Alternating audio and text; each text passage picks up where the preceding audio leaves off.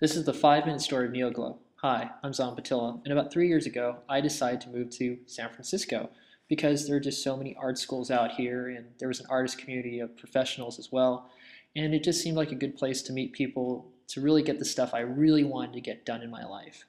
And that's where I met Diane Hippolyte. We both had similar interests, and we started talking about, at a friend's barbecue later on that week after we met, like how dreams equal goals, and there had to be a way to create a vehicle in order for people to meet and work together in order to get projects out there. And that vehicle became NeoGlow Entertainment, something that she had been working on prior to coming to San Francisco. Now the thing about it is that you had to see if the vehicle, what type of competition the vehicle would have. So, in retrospect, we talked about Nick Jr., Disney, and just how these companies were using the internet in ways to pitch and promote kids products. PBS.org, looking at how they use simple games for their target market of kids. iGo was a kids project that Nickelodeon approached twice. They approached her when she was in San Francisco, and even one of her friends got a job because in the animation industry because the iGo animation that she'd worked on was actually in her portfolio. After realizing we could make money from it, we now started looking at developing iGo and NeoGlow as an actual business. But before we could do that, we had to develop an understanding of money and pop art. And the idea is appearance plus stuff equals sales. So in California alone, there's 3 comic book conferences where these create appearances for artists and other vendors to basically sell products. Bottom line, right? So appearances and stuff equals sales. So the thing about it is about these vendors and all these people put together is that you really have to understand Artist Alley. Now, as an independent creator, Artist Alley is a place that you can try to sell stuff to passerbys, and that's direct consumer sales. However, after you get behind the table, we start realizing it's very hard to stand out from all the other people that have free content on the internet and also are selling similar types of products and services. So it's time to study business, and Half Pixel through their book How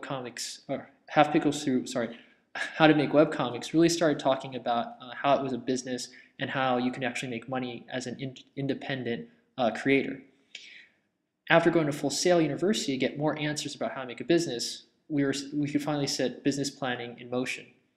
Looking at the webcomics model from the Half Pixel crew, we see more of a full media mixed market package where you can start from the small base revenue to having a very big business from initially low costs from markets you could develop. The business model as it stands is that you'd sell swag, sell kids education products, and relate it all to free web content. The target market is great because kids, as you can see there, from age 6 to 11 are increasingly using more cell phones. And that means with the cell phones, they have more access to the internet. We're also targeting kids because if you remember, your favorite content starts when you're a kid. We're different because we're forming a social entrepreneurship. And that means it's an idea of making money by providing a community with a specific type of need. And this need is we're going to try to answer the math and science gaps in our education system. The Magic School Bus did it. We can do something similar. Another example of this success is Star Trek. If you remember the iPad, or where the roots of the iPad came from, actually came from TV shows in Star Trek talking about a similar device where the people would use it on and off the show.